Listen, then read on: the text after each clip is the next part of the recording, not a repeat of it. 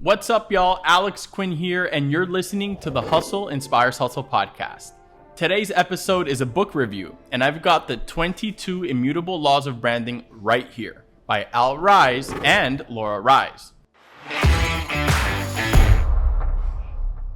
And to give you some quick context, Laura is Al's daughter, and they wrote this book together as a father-daughter team after decades of real consulting work. This matters because this book isn't just theory. It's observation. One of the things that stood out to me the most about this book is how often brands lose in the marketplace, not because they're bad, but because they forget what made them strong in the first place. So let's get into it. Number 1, singularity. Why being one thing wins. Everything in this book starts with one core idea. They say successful branding programs are based on the concept of singularity. What they mean is simple. The goal of branding is to create the perception that there is no other product quite like yours. Here's the example that makes it click. Evian water sold for more per liter than Budweiser beer and even more than milk. That price gap isn't about cost, it's about what the brand represents in the mind. So here's the question. What allows your brand to charge more? And is that idea clearly defined or is it just assumed? Point number 2. Branding replaces selling. Once singularity is clear, selling starts to change. The book says, today most products and services are bought and not sold, and branding pre-sells the product. You don't get sold Evian at the shelf. You don't get sold Rolex. You've already decided before you even walked in. The strongest brands remove persuasion from the transaction. So, ask yourself this. Are customers choosing you before the conversation starts or only after you apply pressure? Point number 3, expansion versus focus. This is where many brands start to break. The authors of the book say the power of a brand is inversely proportional to its scope. In other words, the more things a brand tries to be, the weaker it becomes. They give an example where Chevrolet expanded into too many models, while Ford stayed more focused and became the leader. Another example is American Express. It started as a prestige card, then expanded into dozens of variations. Over time, its market share dropped from 27% to 18%.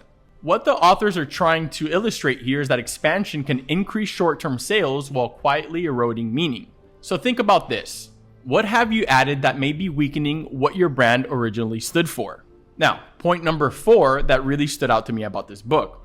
Contraction creates dominance. The opposite of expansion is contraction. The book says, a brand becomes stronger when you narrow it. Subway sold one thing, submarine sandwiches. Toys R Us focused on toys and carried more of them than any department store ever. They didn't expand the idea, they owned it. Category leaders don't try to be everything. They try to be the reference point for what they focus on. So here's the question. What category would you dominate if you narrowed down instead of going broad? Point number 5.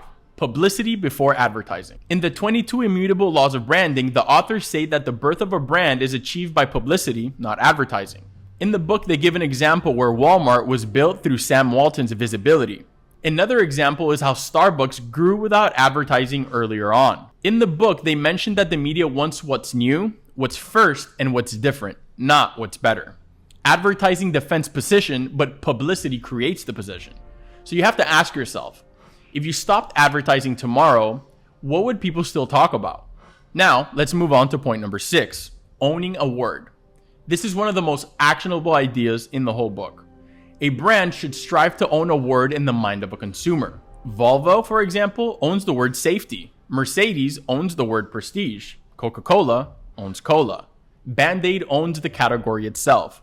These positions weren't built with slogans. They were built through actions and firsts.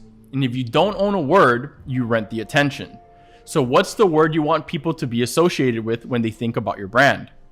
Next point from the book is credentials over claims. This explains why so much marketing feels empty. The book makes it clear that authenticity matters more than just talking about your benefits. In business, leadership claims carry weight. Generic benefits don't. People believe credentials faster than promises. So ask yourself this. What proof makes your positioning believable the moment someone hears it? Point number 8, perception of quality. This part flips how most people think about products. The book says, quality resides in the mind of the buyer.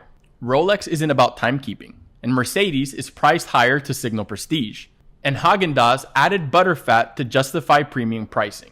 Perception creates value before experience. So here's another question.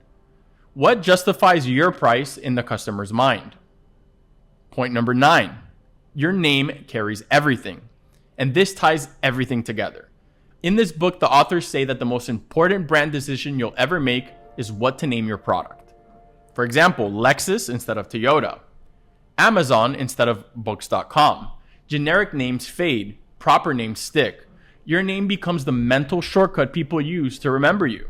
So ask yourself, does your name help you stand apart, or does it help you blend in? The 22 Immutable Laws of Branding reinforce one big idea for me, among many. Brands don't win by doing more. They win by standing for something specific and defending that position relentlessly. If this book or episode helped you think more clearly about branding, marketing, or business, subscribe to the show, leave us a comment, hit the bell icon, and I'll see you on the next episode. And don't forget that you can support our podcast by visiting our shop at hustleinspireshustle.com/shop.